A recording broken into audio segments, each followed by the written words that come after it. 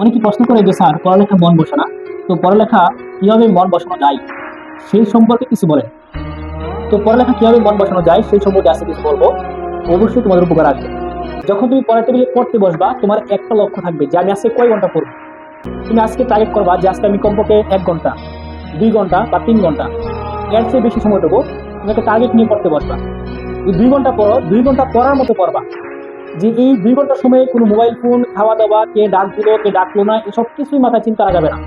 এসব চিন্তা ভাব দিয়ে তোমাকে এই 2 ঘন্টা 3 ঘন্টা 6 ঘন্টায় পড়ো, একটা লিমিট টাইমে তোমাকে পড়তে হবে।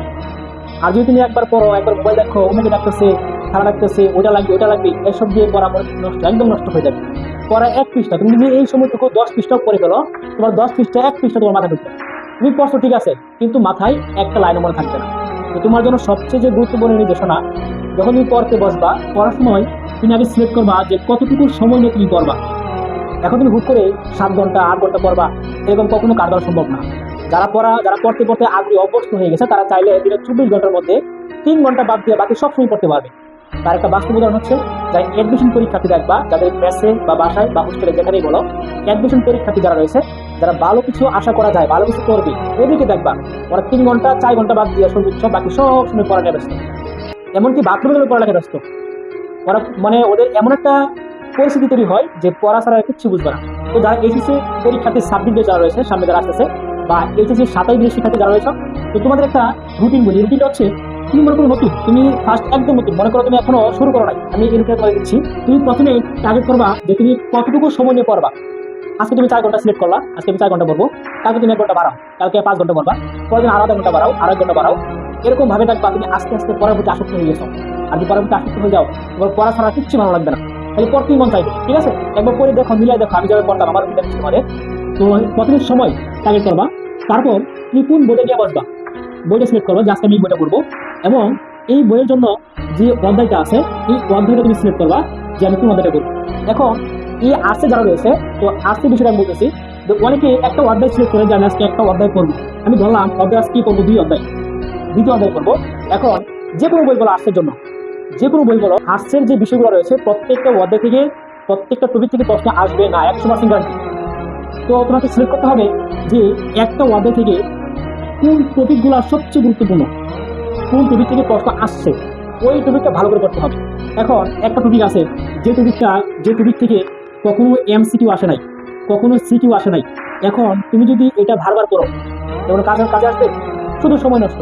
তোমাকে এটা সিলেক্ট করতে হবে যে কোন টপিক থেকে প্রশ্ন আসবে না। তুমি একটু যদি মনোযোগ সহকারে পড়ো, যদি একটু মনোযোগ সহকারে একটা টপিক পড়ো, তুমি নিজেই আইডিয়া করতে পারবা যে এই টপিক থেকে প্রশ্ন আসবে না, এই টপিক থেকে প্রশ্ন আসবে। তো তোমাদের টপিক সিলেক্ট করতে হবে, যে টপিক থেকে প্রশ্ন আসবে না ওটা বাদ। তুমি চাইলে এটা একবার করে রিডিং করতে পারো, জাস্ট রিড, আর কিছু না, একবার করে। আর যে টপিক থেকে প্রশ্ন আসবে, ওই টপিকটা A to Z line to line করতে হবে। এবং লাইন টু লাইন কেন করবা? লাইন টু লাইন পর যদি পড়তে পারো, তুমি একটা পৃষ্ঠা পড়লা, এই পৃষ্ঠা থেকে তুমি যদি লাইন টু লাইন করতে পারো, যখন তুমি সৃজনশীল প্রশ্ন আনসার করবা, তখন তোমার মাথায় অটোমেটিক সেট হয়ে যাবে। সবগুলো থেকে প্রশ্ন আমাদের আনসার করা লাগবে না।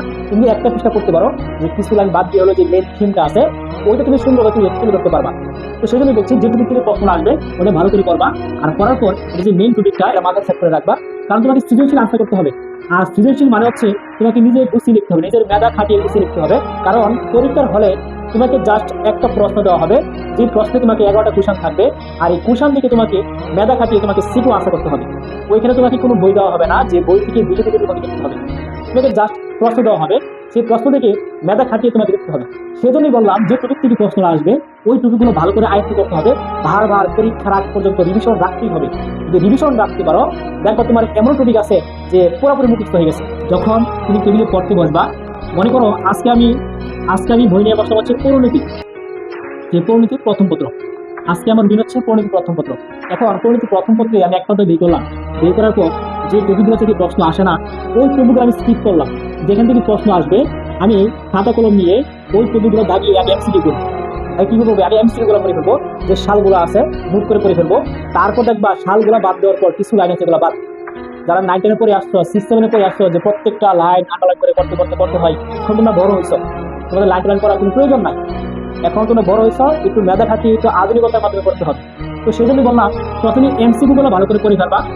তোমাদের ইন্টারমিডিয়েট দেখবা যে টপিকগুলা সিকিউ যেখান থেকে কোশ্চেনগুলো আসে ওইটা আলাদা টপিকে ভাগ ভাগ করে দেওয়া আছে। যে কোন টপিক থেকে একটা টপিক আছে, এখান থেকে সিকিউ আসবে, সিকিউ আসার মতো টপিকটা থাকে। তো সেজন্যই বললাম যে টপিক থেকে সিকিউ আসার মতো ওইগুলো একটু মুখস্থ করে ফেলবা, যেন তুমি পরীক্ষা আনসার করতে পারো। তো তুমি আজকে প্রথম পত্র নিয়ে বসলা, একটা অধ্যায় কমপ্লিট করলা, এটা আজকে উঠিন গেলো। এখন তুমি পরের দিন, আজকে চলে গেলো, কালকে তুমি আসবা, আসার পর তুমি পরিণতিটা না নিয়ে তুমি শুরু করলা এখানে সমাজকর্ম। সমাজকর্ম এখন প্রশ্ন হচ্ছে, সমাজকর্ম তুমি একটা অধ্যায় চয়েস করলা, মনে করো প্রথম অধ্যায়।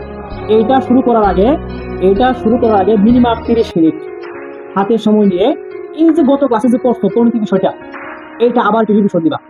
গতকাল যে টপিকটা প্রশ্ন পরিণতি বিষয়টা, এটা আবার রিভিশন দিয়া তারপরে হচ্ছে তুমি নতুন করে আরেকটা অধ্যায় শুরু করবা। এটা হচ্ছে সবচেয়ে গুরুত্বপূর্ণ। এখন তুমি একটা অধ্যায় পড়ছো, করার পর পরের দিন আরেকটা বই নিয়ে বসে পড়ছো, কিন্তু যে টপিকটা পড়ছো এটা তোমার পরের দিন মনে নাই। তো সেজন্য মনে রাখার জন্য যে টপিকটা পড়ছো এটা আবার রিভিশন দিয়া নতুন করে অধ্যায় শুরু করবা। এরপরের দিন তুমি মনে করো শুরু করলা ইতিহাস প্রথম পত্র প্রথম অধ্যায়। কিন্তু এই ইতিহাসের আগে তুমি এই যে গতকাল যে পড়াটা পড়ছো এটা আবার রিভিশন দিবা। এরকম ধাপে ধাপে যখন তুমি পড়বা, দেখো তোমার প্রত্যেকটা বই পড়া শেষ। এখন তুমি দৈনিক কি একটা বই পড়বা না দুইটা পড়বা? তো তোমাদের গ্রুপ সাবজেক্ট নিয়ে মেন যে বইটা 4টা, ইংরেজি, আইসিটি, বাংলা করে বাদ দিয়ে গ্রুপে 4টা। তো তোমাদের যে সাজেশনটা থাকবে সর্বোচ্চ তোমাদের 3টা বই রাখতে হবে। ইংরেজি রেগুলার রাখতে হবে, বাংলা একদিন পর রাখতে পারো, বাকি যে গ্রুপের বিষয়গুলো আছে যার উদ্দেশ্য ওগুলো তোমরা প্রত্যেকদিন রাখতে হবে একটা করে। সর্বোচ্চ 3টা করে বানাও, সমস্যা নাই, 3টা করে বানাও। একটা তো রিভিশন আবার আসতেছে, 3টা করে বানাও। আজকে একটা বই পড়বা, কালকে আরেকটা বই পড়বা, এর আগে যে বইটা পড়ছো রিভিশন দিবা, আর নতুন করে রাখবা। এবার ধাপে ধাপে তুমি 4 ঘন্টা 5 ঘন্টা করে পড়ো। আস্তে আস্তে দেখবা যে পড়ার প্রতি একটা ভালো লাগা শুরু হয়ে যাবে, তখন তুমি সবগুলো বিষয় আস্তে সাহিত্য করতে পারবা। এখন যদি এক পাশে বই রাখো, মোবাইল রাখো, দেখবা 1 বছরে কিচ্ছু শেষ হবে না। মোবাইলের রিস্ক ঠিকই চলতেছে, টিকটক ঠিকই হইতেছে, কিন্তু পড়াগুলো নতুন বই যেমন চ্যাম্পিয়ন হয়ে গেছে। তো অনেক স্টুডেন্ট, অনেক শিক্ষার্থী রয়েছে যে দেখলাম পরীক্ষা দিবে কিন্তু বই কেনা নাই, এখনো বই কিচ্ছু কেনা নাই, কিন্তু পরীক্ষা সে বই পরীক্ষা দিয়ে আসে। কিন্তু এই নিয়মে এখন পরীক্ষা হবে না। গত বছর ইংরেজি বিষয়ে, আইসিটি বিষয়ে অনেক ফেল করছে, তা বলার বাইরে। যদি পাস করতে চাও লেখাপড়া করতে হবে, লেখাপড়া ছাড়া কোনো বিকল্প কিছু নাই। তো তোমাকে প্রত্যেকদিন মিনিমাম, যারা নতুন করে শুরু করতে চাও, 3 ঘন্টা 4 ঘন্টা আস্তে আস্তে করে বাড়াও। এখন তুমি বলো যে আজকে আমি 7 ঘন্টা করে ফেলবো, তারপর তুমি ঘুমাইবা সারাদিন, এটা তো হবে না। আজকে 7 ঘন্টা পড়ছো, তারপর তুমি সারাদিন ঘুমাইতেছো, এটা হইলো? কখন হবে না। আজকে 4 ঘন্টা পড়ো, কালকে আধা ঘন্টা আরো বাড়াও, কয়েকদিন আর 1 ঘন্টা বাড়াও, ধাপে ধাপে প্রত্যেকটা বিষয় তুমি শেষ করতে পারবো। ধন্যবাদ সবাই।